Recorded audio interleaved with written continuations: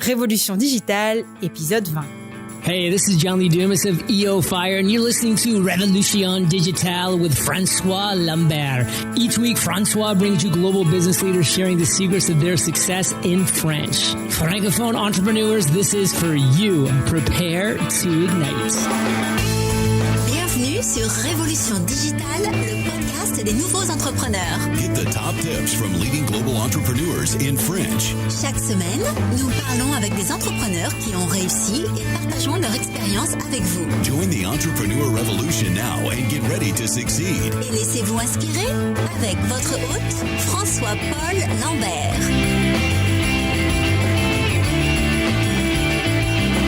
Bâtisseurs et bâtisseuses de la nouvelle économie, bien le bonjour, ici François-Paul Lambert, bienvenue sur Révolution digitale, le podcast qui vous présente en français le parcours des entrepreneurs les plus inspirants en francophonie, mais aussi dans le reste du monde. Si c'est la première fois que vous nous rejoignez, merci pour votre visite. Révolution digitale est diffusée 2 fois par semaine, tous les mardis et les jeudis, et les comptes rendus de tous les épisodes sont disponibles sur notre site web révolutiondigitale.fr. Restez avec nous et n'oubliez pas d'ajouter le podcast à votre liste iTunes ou à votre flux RSS préféré. Vous pouvez aussi nous suivre sur Twitter, Instagram et Facebook /Révolution digitale. Vous trouverez tous les liens dans les comptes rendus de l'épisode sur notre site internet également. Allez, sans plus attendre, let's get inspired.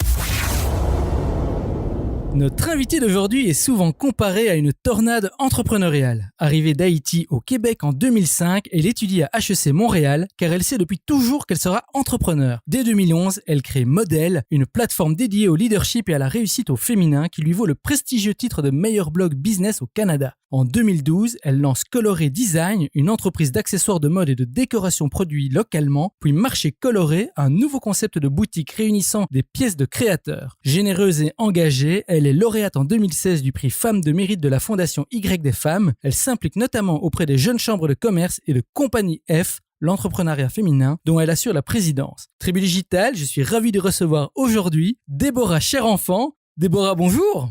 Bonjour François. Est-ce que vous êtes prête à nous inspirer? Bien sûr, en tout cas, je vais faire mon possible. Super. Alors Déborah, je viens de donner un petit résumé de qui vous êtes à la Tribu Digitale. Voulez-vous y rajouter quelque chose et est-ce que vous pouvez nous donner un petit aperçu de votre vie personnelle? Quelque chose à rajouter, pas vraiment. Je pense que ça a couvert pas mal de choses. Ce que je peux rajouter, c'est que je suis présentement en train de démarrer peut-être la nouveauté, en fait, c'est de démarrer une boîte de consultation en soutien aux organisations qui veulent créer des programmes destinés aux femmes afin qu'elles puissent prendre leur place au sein des organisations, que ce soit en termes de promotion, d'activités qui stimulent un peu la participation féminine au sein des lieux décisionnels. Donc, c'est tout ce que je pourrais rajouter, si on veut, à ta belle présentation de tout à l'heure. Super. Alors, vous êtes basé au Québec, à Montréal, là, pour le moment, ou oui. Vous êtes basé ailleurs? Oui, à Montréal. Je suis basé à Montréal, oui. Alors, pourquoi avoir choisi Montréal? En fait, ça a été une double raison, je te dirais, parce que ma sœur y était 1 an avant et c'était plus simple, pour être honnête, pour mes parents, de m'envoyer, entre guillemets, à Montréal également. Mais la deuxième raison, c'est que je voulais absolument étudier à HEC Montréal parce que j'y avais vu un programme en 3 langues en entrepreneuriat et comme depuis toute petite, je me disais que je voulais être entrepreneur et pour moi, cela passait par des études en entrepreneuriat. Et j'avais vu à HEC Montréal qu'il y avait justement une formation, une licence en administration avec une spécialisation en entrepreneuriat, mais dans les 3 langues, en français, en anglais, en espagnol. Et ça m'a tout de suite interpellée. Donc, c'est la deuxième raison pour laquelle je suis venue m'installer à Montréal. Wow. Et alors, quand on vous recherche sur Internet, on voit vraiment, on vous voit un peu partout. Vous êtes assez ambitieuse, c'est une belle qualité. Et bon, on associe souvent l'ambition à l'homme, mais les femmes ont aussi de l'ambition et ce n'est pas assez mis en avant. Alors, c'est quoi pour vous la différence et c'est quoi l'ambition au féminin? La différence, je pense que, en effet, comme vous l'avez dit, c'est que c'est souvent mis comme un défaut, en fait, chez la femme, l'ambition féminine, si on veut. Donc, l'ambition tout court, c'est souvent mal perçu, c'est souvent associé à beaucoup d'orgueil, à même quelque chose de négatif, à savoir une mauvaise réputation ou tout simplement quelque chose de pas très bien vu, alors que chez les hommes, c'est beaucoup plus un atout, c'est un élément qui renvoie à de la compétition, de la saine compétition, c'est définitivement une caractéristique à avoir, alors que chez la femme, c'est beaucoup moins. Et pour moi, l'ambition, c'est tout simplement vouloir plus, vouloir mieux, avoir une vision orientée vraiment sur l'avenir et faire en sorte qu'on accomplisse qu'on réalise cette vision et qu'on accomplisse ces objectifs. Donc pour moi, c'est beaucoup une caractéristique tournée vers l'avenir et c'est se donner les moyens aujourd'hui pour y arriver. Alors, vous êtes impliqué dans pas mal de projets. Est-ce que vous pouvez nous en dire un peu plus sur votre projet du moment et aussi sur votre business? Expliquez-nous un peu comment vous générez vos revenus et pourquoi vous avez choisi ce business model. Alors, un peu plus présentement sur ce que je fais, c'est que je suis en train de lancer une boîte de consultation dans le domaine de l'entrepreneuriat. En fait, c'est le domaine dans lequel j'ai étudié, c'est le domaine dans lequel je pratique depuis un peu plus de 7 ans maintenant. Mais c'est surtout pour offrir des services en accompagnement aux organisations qui veulent surtout faire la promotion de la place des femmes au sein de leurs organisations. Donc, que ce soit pour inciter les femmes à prendre plus leur place au sein des lieux décisionnels, mais également développer des programmes adaptés, que ce soit des activités, des formations, véritablement pour inciter, donner aux femmes les moyens et les compétences nécessaires pour atteindre les sommets et les lieux décisionnels au sein des entreprises. Donc, pourquoi j'ai choisi ce business model? Parce que j'ai toujours été interpellée par la place des femmes dans les milieux des affaires, leur représentation également. Et je suis fondamentalement convaincue que, justement, en termes de parité, c'est nécessaire, c'est important que les deux parties de la société, donc les deux genres, soient aussi bien représentés dans la société, dans les entreprises, dans les conseils d'administration. Donc, c'est pourquoi j'ai choisi ce type d'entreprise, mais également comment je génère des revenus, si je peux répondre à votre question. Dans ce sens-là, c'est implanter ce type de programme au sein des organisations, faire en sorte que les entreprises, les grandes entreprises puissent se donner les moyens de leur ambition, mais aussi s'assurer de mieux représenter leurs équipes de travail, à savoir, ce sont les personnes qui sont impliquées, que ce soit en droit, dans le milieu des affaires, en comptabilité, et c'est vraiment se donner les moyens de leurs ambitions et de se dire, oui, on a beaucoup de femmes au sein de nos équipes, mais peu au sein de la direction, mais on veut que ça change. Donc, c'est vraiment se donner les moyens de cette ambition. Mesdames et mesdemoiselles de la tribu digitale, mais aussi messieurs, gardons ça à l'esprit car nous allons maintenant explorer le parcours entrepreneurial de Déborah, son aventure en tant qu'entrepreneur, le voyage qui l'a amené là où elle est aujourd'hui. Alors Déborah, commençons par cette question, nous l'appelons l'appel à l'aventure. Alors au début de l'épisode, on a dit que vous avez dit que vous aviez toujours su que vous vouliez devenir entrepreneur, mais qu'est-ce qui a vraiment déclenché ça en vous? Il y a bien dû y avoir un moment où vous vous êtes dit, où vous avez eu ce feu en vous. Quand est-ce que ça s'est passé? Le plus loin dont je me souvienne, en fait, c'était, j'avais 7 ou 8 ans et j'étais toute petite et je me rappelle ma mère et mon père parlaient, que ce soit de métier, dans quel type de métier ils me voyaient. Et souvent, je me rappelle, mon père étant médecin, il me voyait médecin, bien entendu. Ma mère, elle me voyait souvent avocate. Et moi, je me suis dit, il fallait absolument que je me décide parce que les options dont me parlaient mes parents ne m'interpellaient pas vraiment. Et petit à petit, je pense vers l'âge de 11-12 ans, j'ai commencé à regarder Oprah pour ne pas faire trop cliché. Mais en effet, je pense que une des premières pistes de réflexion m'est venue en regardant les émissions d'Oprah parce que ayant grandi en Haïti, c'est assez surprenant, mais l'influence américaine, ou du moins de la télé américaine, est très très forte là-bas. Et c'est pourquoi justement j'avais accès à ce type de programme à la télé. Donc c'est vraiment en regardant Oprah, en lisant beaucoup plus son parcours, sa biographie, que j'ai réalisé c'était quoi être une femme d'affaires, une femme des communications, une femme dans les médias. Donc c'est un peu comme ça, inconsciemment ou consciemment peut-être, que je me suis dit que je voulais être dans le monde des affaires, être une femme d'affaires sans véritablement savoir de quoi il s'agissait exactement, mais les balbutiements de cette volonté-là, on peut les placer à ce moment-là.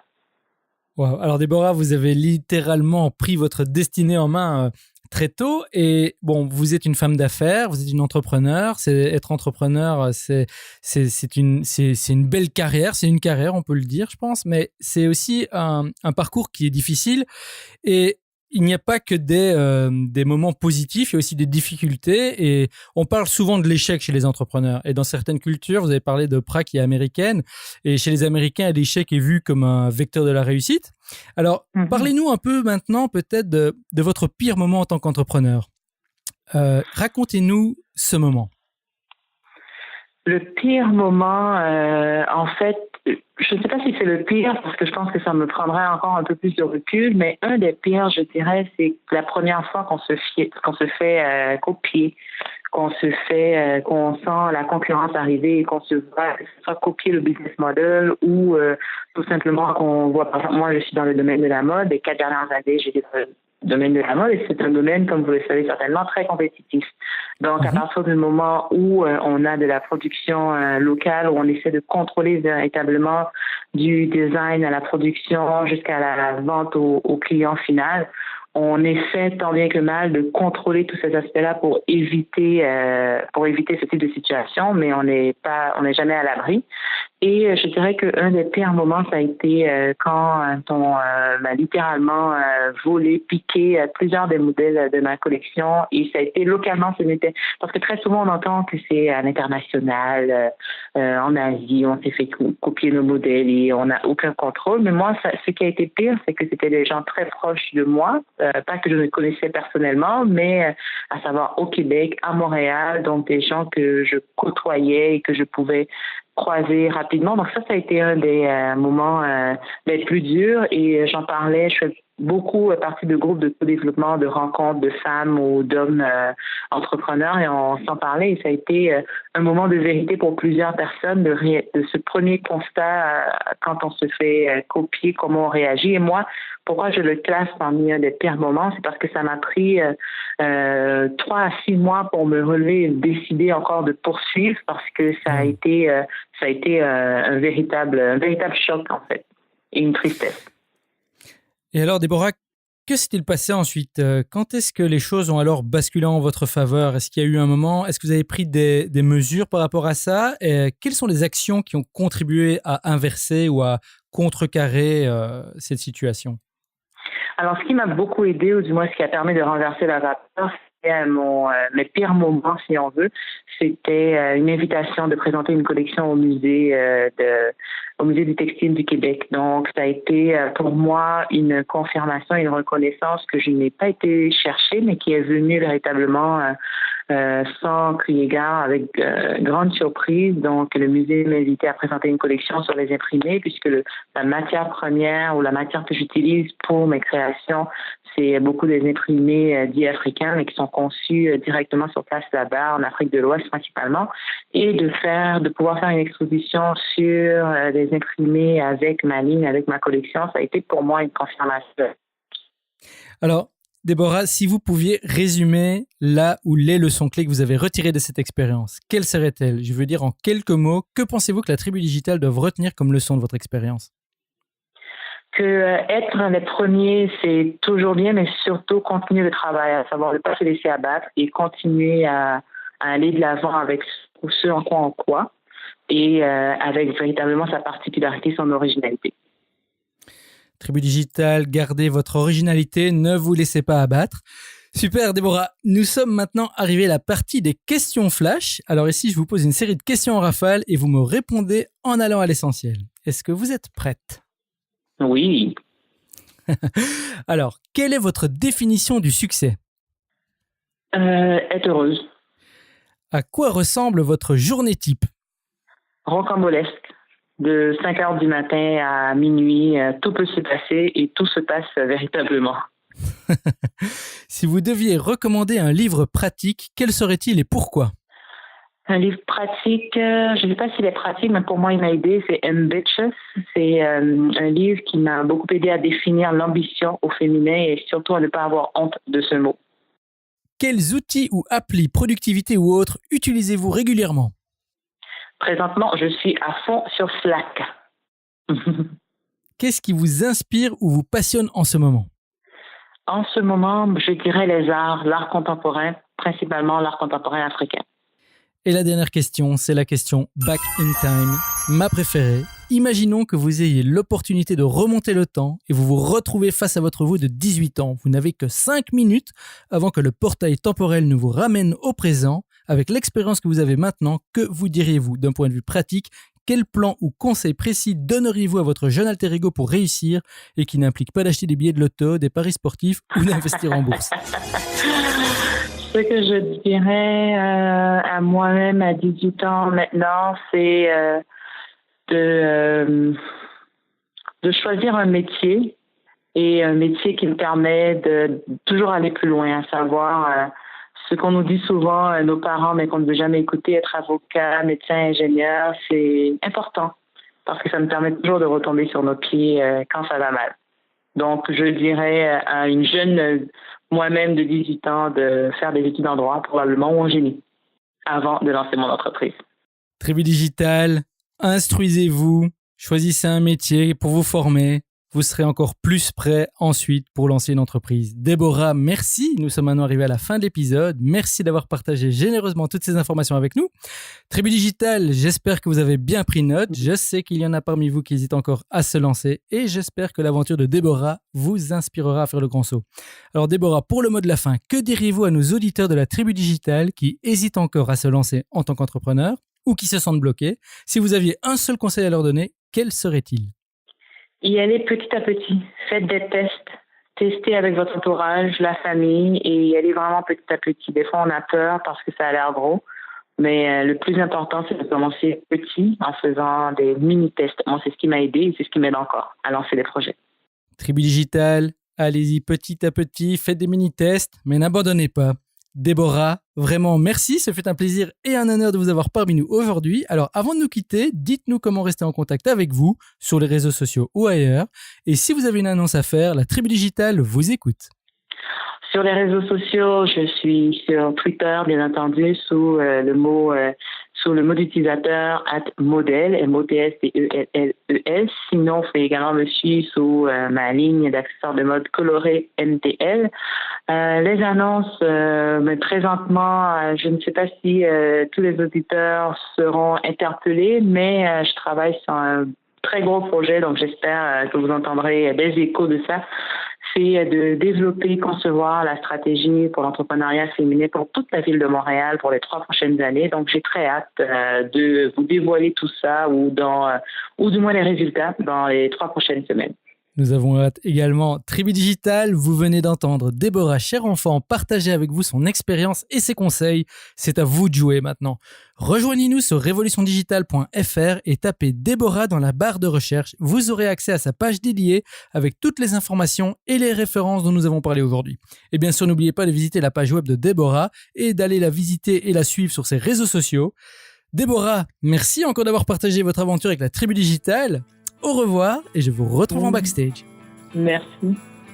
Hey Tribu Digital, merci de nous avoir écoutés aujourd'hui. J'espère que vous avez aimé notre entrevue avec Déborah. Venez continuer la discussion avec nous sur Twitter, Instagram, @RevoDigital et Facebook /Révolution Digitale. On vous y attend. N'oubliez pas non plus d'ajouter le podcast à votre liste iTunes ou abonnez-vous directement sur notre site web pour être notifié des prochains épisodes.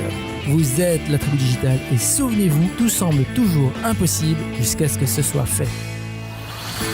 Thank you for listening to our guest stories this week. Merci et n'oubliez pas de vous inscrire à notre newsletter pour encore plus de conseils qui vous aident à réussir. We hope you're inspired and ready to move forward with your entrepreneurial dream. À bientôt pour un prochain épisode de Révolution Digitale. Stay inspired!